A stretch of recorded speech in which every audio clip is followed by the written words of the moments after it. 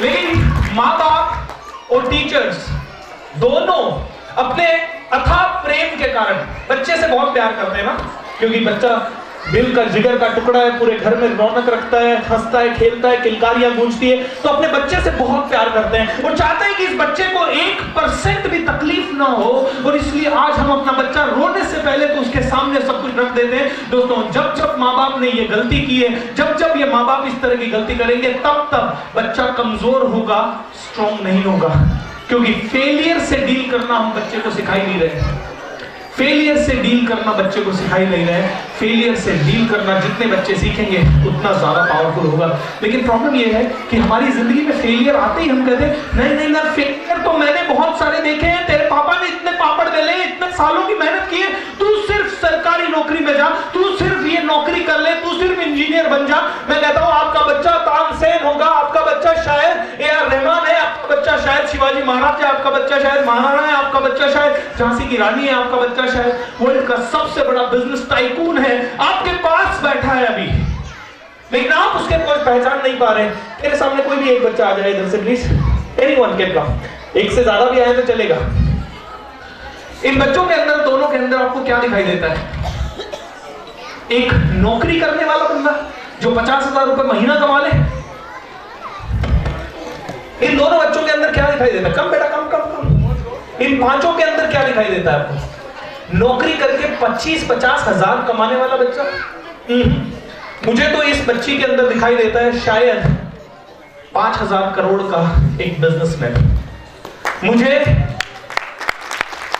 इस बच्चे के अंदर शायद दिखाई देता है एक एस्ट्रोनॉट जो कि शायद अंतरिक्ष में जा सकता है। मुझे इस बच्चे के अंदर शायद दिखाई देता है एक बहुत बड़ा वैज्ञानिक जो कि पूरी दुनिया को आइंस्टाइन से भी बड़ा आविष्कार देके जा सकता है। मुझे इस बच्ची के अंदर दिखाई देती है दुनिया की सबसे बड़ी समाज सेविका, और मुझे इस बच्चे के अंदर दिखाई देती है शायद इस दुनिया के लिए सबसे पावरफुल इंसान जो कि पूरे देश को चला सकती है। That is the kind of power this kid है। और अगर मुझे ये दिखाई दे रहा है तो आपको कब दिखाई देगा? आपके परिवार के बच्चे हैं, आपको कब दिखाई देगा? And that is what I want to say. दोस्तों, मेरी टॉक का शीर्षक है आज सपने दिखाओ। क्या? सपने दिखाओ। आज अगर मैंने इस बच्चे को बोला कि you will rule the country one day, और आज से इसको मैंने ये सपना इसके दिमाग में डाल दिया, मुझे नहीं पता कि वह ये रूल करेगी कंट्री या नहीं, लेकिन मुझे इतना जरूर पता है कि जितना आपने कभी नहीं सोचा इस बच्ची के बारे में, जितना किसी और ने कभी नहीं सोचा बच्ची के बारे में, उससे तो 1000 गुना ज्यादा या लाख गुना ज्यादा ये बच्ची कर पाएगी। मैं राइट और रॉन्ग? अगर मैं सही हूं तो एक बार जोर से तालियां बजाइए। मैं राइट और रॉन्ग? दोस्तों, सपने की पावर क्या होती है मैं आपको छोटी मेरी पर्सनल स्टोरी के थ्रू बताता हूं। मेरे जिंदगी में कभी मैंने सपने नहीं देखे थे, क्योंकि सपने देखना मुझे बताया गया था कि ये हमारे बस का रोग नहीं है, क्योंकि बहुत छोटे से परिवार से, खातोली गांव से मैं हूं जो कि किशनगढ़ के पास है, करीब 12-13 किलोमीटर। तो बेसिक प्राइमरी स्कूलिंग तो गांव से ही हुई, जैसे तैसे चले गए गांव में। फिर उसके बाद किशनगढ़ में एक छोटी सी स्कूल से हुई, और फिर अपनी government school of Kishangarh, government college of Kishangarh. बात करना नहीं आता, हमेशा कॉन्फिडेंस लो, सब कुछ लो।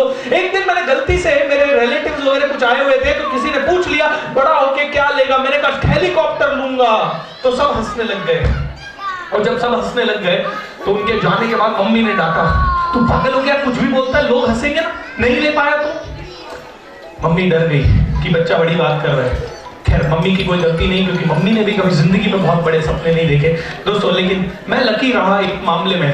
मेरे पिताजी पहले जब मैं पैदा हुआ था तब किसान थे, फिर उन्होंने एक ट्रैक्टर चलाते हुए कुछ बिल्डिंग मटेरियल वगैरह सप्लाई किया, फिर वो किशनगढ़ हिज हाइनेस के यहाँ नौकरी पे लग गए, और वो नौकरी अक्सर उनको दिल्ली भेजा करती थी। और जब वो दिल्ली जाने लगे और किशनगढ़ हिज हाइनेस को देखने लगे, और उनके परिवार, उनके रिश्तेदारों को, उनके पास आने वाले गेस्ट को देखने लगे, किस तरह की गाड़ियों से वो आते, किस तरह के वो मकानों में रहते, किस तरह का उनका लहजा होता बात करने का, वो 5 स्टार होटल में कैसे जाते, वो 5 स्टार होटल में कैसे उठते, वो कैसे बैठते, ये मेरे पिताजी जब भी दिल्ली से आते थे, हम सबके साथ डिनर टेबल पे चर्चा करते थे। डिनर टेबल पे ये चर्चा करते थे, और जब वो डिनर टेबल पे चर्चा करते थे तो धीरे धीरे अचानक से एक छोटे छोटे चित्र बनते गए, छोटे छोटे चित्र बनते गए। पता नहीं उन चित्रों का क्या मूल्य था, क्या नहीं था, बट छोटे छोटे चित्र मिलते गए। एक दिन पापा के होटल के जो ओनर थे, फिर पापा ने जॉब चेंज की और होटल ज्वाइन की और होटल में धीरे धीरे काम करने लगे। और होटल के ओनर ने एक बार ऐसे ही कहा, बच्चा क्या करता है? बोला अभी तो वो 12वीं में पढ़ रहा है। अरे उसको ऑस्ट्रेलिया में पढ़ाना, मैं दूंगा खर्चा। ऑस्ट्रेलिया का इमेज एक छप गया माइंड के अंदर कि अरे वाह ऑस्ट्रेलिया में पढ़ाएंगे। पापा आए बेला, होटल के मालिक ने ऐसा कहा है कि ऑस्ट्रेलिया में पढ़ेंगे। ऐसे ही 12वीं के बाद जब मैं पहली बार दिल्ली गया और दिल्ली गया तो पिताजी ने मेरे कहा, बेटा चल मैं तुझे घुमा के लाता हूँ। और मुझे रात को 8 बजे ली मेरिडियन होटल के अंदर ले गए, जो कि 5 स्टार होटल है। और मैं बड़ा डर रहा था, मैंने कहा पापा यहाँ पे अपन कैसे खाएंगे, ये तो बहुत महंगा होगा और ऐसा। बेटा चल कुछ नहीं है, ये लोग कोई नहीं रोकते। और वो अंदर ले गए और पूरी ली मेरिडियन होटल उन्होंने मेरे को अच्छे से दिखाई दोस्तों। और हर बार डिनर टेबल पे वो जब भी आए सपने कहते। एक दिन की बात है, न्यूज चल रही थी न्यूज चैनल पे, तो ये अचानक से पापा ने आवाज दी, बेटा इधर आओ इधर आओ। मैं आया, मेरे भाई आया, मेरी बहन आई, हम तीनों आए और बैठ गए। बोलो देखो देखो देखो क्या हो रहा है। मैंने कहा क्या हो रहा है पापा? और उन्होंने कहा देखो अंग्रेजी की न्यूज चल रही है, अंग्रेजी की न्यूज चल रही है। रिनी खन्ना कितनी जबरदस्त अंग्रेजी बोल रही है। और उन्होंने 15-20 मिनट हमें न्यूज दिखाई और आखिरी में उनके चेहरे से, उनके मुंह से एक शब्द निकला, काश मैं अपने बच्चों को अंग्रेजी मीडियम में पढ़ा पाता। दोस्तों उस समय तो ज्यादा कुछ पता नहीं था, लेकिन ये शब्द माइंड के अंदर घुस गए। अब धीरे धीरे जो पापा पूरा नहीं कर पाए वो मेरे सपने बनते गए। ये ला मेरिडियन होटल, जब पहली बार 5 स्टार होटल देखी तो मैंने कहा इस तरह की होटल्स में रुकना है। ये सपने छोटे छोटे छोटे छोटे छोटे छोटे सपने जब माइंड में आते गए दोस्तों, उस समय तो पता नहीं था ये सपने क्या करेंगे, लेकिन आज मैं आपको बताता हूँ इन सपनों ने मुझे क्या दिया। इन सपनों ने मुझे दिया अंतरराष्ट्रीय स्तर पर पहचान। मैं इंडिया का पहला स्पीकर हूं जो कि यूनाइटेड नेशंस, जो कि 193 देशों की संस्था है, मैं जाके अभी पर 14 फरवरी को इसी महीने बात करके आया। इंडिया के किसी स्पीकर को ये गौरव अभी तक प्राप्त नहीं हुआ। तो ये पहली सबसे बड़ी उपलब्धि मेरी जिंदगी की। इसके अलावा आज मैं 5 स्टार होटल तो मेरे लिए इतना कॉमन हो गया कि हर दूसरे तीसरे चौथे दिन मैं 5 स्टार होटल में होता हूँ या घूमता हूँ या खाना खाता हूँ या वहाँ स्टे करता हूँ। या फिर आज मर्सिडीज बेंज ई क्लास जैसी कार 60-70 लाख रुपए की कार है, उसमें मैं घूमता हूँ। बाकी ऐसी कोई भी जिंदगी में चीज नहीं है जो मेरे लिए अनअप्रोचेबल है आज की डेट में। ऐसी कोई भी चीज नहीं है, क्योंकि अब मैं जान गया हूं कि एक ही चीज मुझे करनी है। जो भी चीज अनअप्रोचेबल लगती है उसके बारे में सपना देखना है, उस सपने को सींचना है, उस सपने को काट के उस सपने का चित्र, जो भी सपना मैं देखता हूं उसका चित्र काट के अपने बेडरूम में लगा देता हूं। अभी करीब 8 महीने पहले की बात है। 8 महीने पहले मैंने और मेरे बेटे ने, मेरा बेटा 5.5 साल का है, मैंने मेरे बेटे ने मिलके एक इंटरनेट से एक चित्र ऑर्डर किया जो कि पूरे ग्लोब का चित्र था, पूरे मानचित्र, ये विश्व का मानचित्र था। वो मैंने बेडरूम की पीछे की दीवार पे लगाया और उसमें एक हवाई जहाज का चित्र था जो कि यहां से जा रहा है और पूरी दुनिया के वापस आ रहा है। ये चित्र जब मैंने लगाया, उसके पहले मैं सिर्फ 4-5 देशों में गया था, सिंगापुर, दुबई एंड आसपास के देशों में। लेकिन दोस्तों जिस दिन ये चित्र लगाया उसके 3 महीने 3.5 महीने के बाद एक विचित्र सी घटना घटी। मुझे लॉस एंजलिस में टॉक देने का अमेरिका में ऑफर आया, तो वहां से मैं पूरा उस चित्र में जैसा प्लेन था वैसे ही इंडिया से गया, लंदन उतरा, लंदन से गया अमेरिका के लॉस एंजलिस उतरा, उधर से ग्लोब के पीछे से घूम के हांगकांग आया और हांगकांग से वापस मुंबई आया। मतलब वो चित्र में जो था वो एग्जैक्टली घटना घटी 3 महीने के अंदर। तो मैं आप लोगों को एक ही चीज कहना चाहता हूँ, हर बच्चे के अंदर एक लेजेंड है, हर बच्चे के अंदर एक पावरफुल इंसान है, लेकिन आप उसे देख पा रहे हैं या नहीं? क्योंकि अगर आप देख पाए तो ये बच्चा आसानी से देख पाएगा। Am I right or wrong? Alright? तो दोस्तों आज के बाद कुछ करें ना करें, आपको इन बच्चों को सिर्फ सपने देने हैं, सिर्फ सपना देना है, नथिंग एल्स। आपको पढ़ाई लिखाई सब एक तरफ, लेकिन सपने देखने वाला बच्चा सिर्फ एक तरफ। पढ़ाई लिखाई जरूरी है, मैं जानता हूं हर स्कूल में बहुत शिक्षा देनी चाहिए, लेकिन एक पीरियड लगा दो सिर्फ सपने दिखाने का बच्चे को।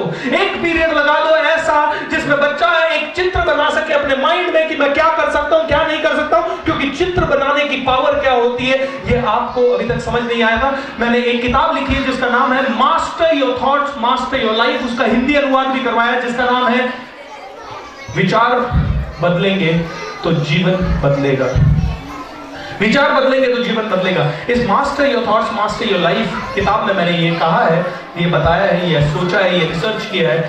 रिसर्च ये है कि एक इंसान जो सपने देख सकता है और एक इंसान जो सपने नहीं देखता, उन दोनों की जिंदगी में क्या अंतर होता है, that is what I have seen.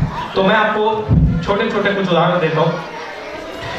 मैं हमेशा कहता हूं कि अगर 5 साल का बच्चा सपना देखना सीख गया, बड़ा सपना देखना सीख गया, तो 15 साल की एज तक, और मेरी ये बात ध्यान से सुनिएगा, 5 साल का बच्चा अगर सपना देखना सीख गया तो 15 साल की उम्र तक वो बच्चा पूरी दुनिया में फेमस हो पाएगा। आपको मेरी बात शायद मजाक लग रही होगी, लेकिन मैं थोड़े दिन पहले हैदराबाद के पास एक शहर में गया जिसका नाम है वारंगल। वारंगल में टेड टॉक था। टेडएक्स का नाम सुना होगा आप में से, जो भी यूट्यूब पे है उनको पता होगा।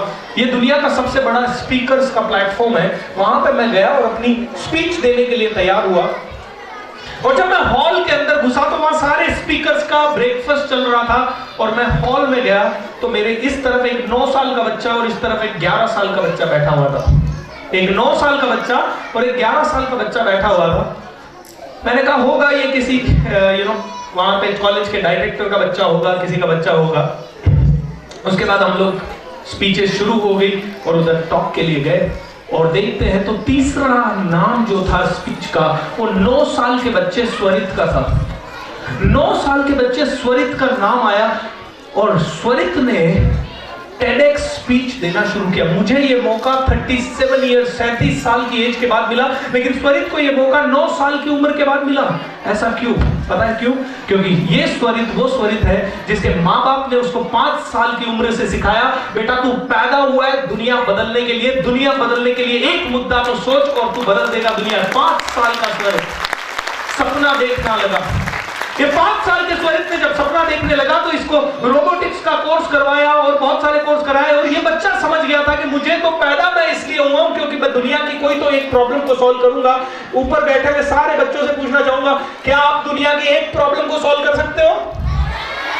100%। कोई भी एक प्रॉब्लम को, पानी की समस्या को, बिजली की समस्या को, टेम्परेचर की समस्या को, कोई तो एक चीज को सॉल्व कर सकते हो। ये 5-7 साल का बच्चा था, मतलब धीरे धीरे इसने रोबोटिक्स का क्लास किया। 7 साल इसकी उम्र हो गई, और एक दिन ये अपने घर से मम्मी पापा के साथ एक शादी में गया।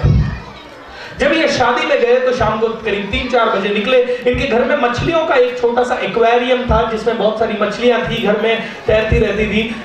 ये लोग वापस आने वाले थे करीब 9 बजे, लेकिन शादी में अटक गए और रात को 1:30-2 बजे वापस आए।